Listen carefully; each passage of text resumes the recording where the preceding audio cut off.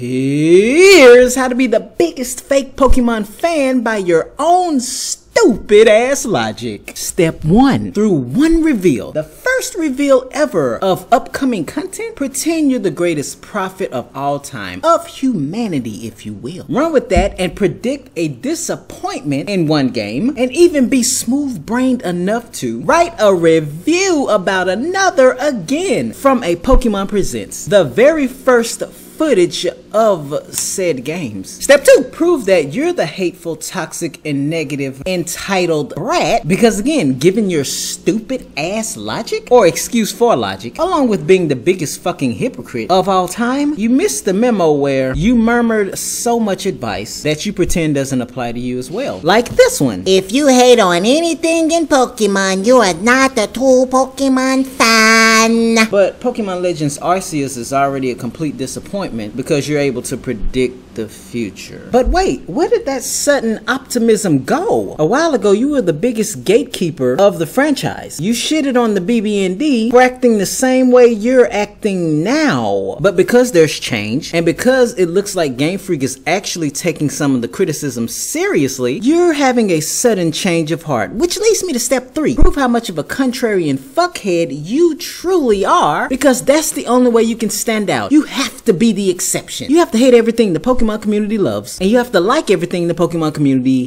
hates. Because god damn it, you're gonna be the biggest insecure bitch of all time, even if it kills you. So yeah, Pokemon Legends Arceus would give you Generation 5 vibes, because you're manufacturing hate for this game just like you did with those games. Step 4. Pretend that you weren't milking the shit out of the Diamond and Pearl remakes, hype, and rumor mill, and pretend you weren't part of it as well, because again, contrarian logic states you have to be the exception at all times just to get fucking attention. Yeah, none of this makes sense, because of course this type of individual that you are is nothing more than obtuse, and this can only be your gimmick for clicks. Thirsty ass e-begging whore who doesn't have the skills to pay those bills. Also, get ratioed. No, this doesn't have to be Twitter. Not only in your ratings, which is why you disable them, but holy shit, look at that, because that shitty ego of yours has once again got bodied to the point that you can't take it anymore. So the next best thing you do is turn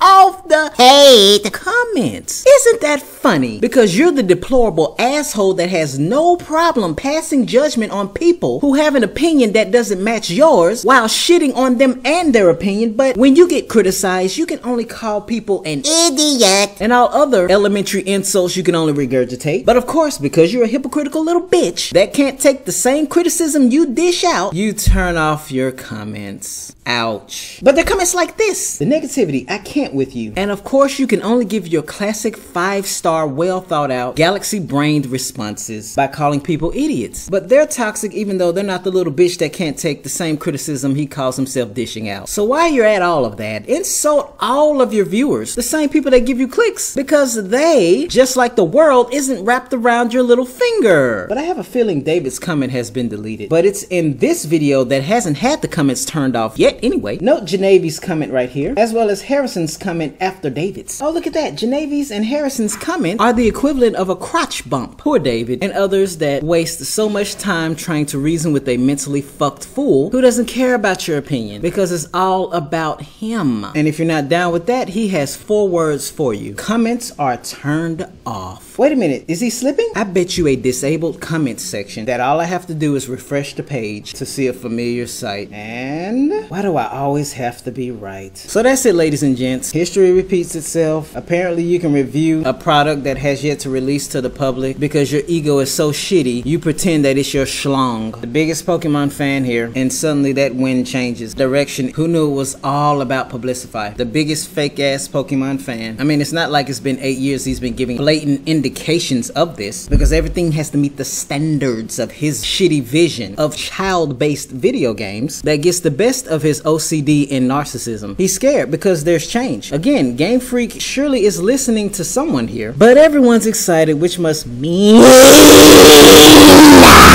he can only be disappointed. That's exactly why this gives him Generation 5 vibes. And this is not only unjustified, it's just the same disingenuous little bitch that will do and say whatever and make his idiot simp nation believe whatever bullshit he spews for clicks. Because remember, if you have any kind of problems with Pokemon, you are not a true Pokemon fan. Now he gets to get eaten alive by the irony of having an unpopular opinion and being shitted on for it. Other than that, he's just a scared little bitch that is terrified that the Pokemon community will take over, get more attention, and gain from the same franchise he's been failing to bank off of for 8 fucking years now. My condolences, sweet prince.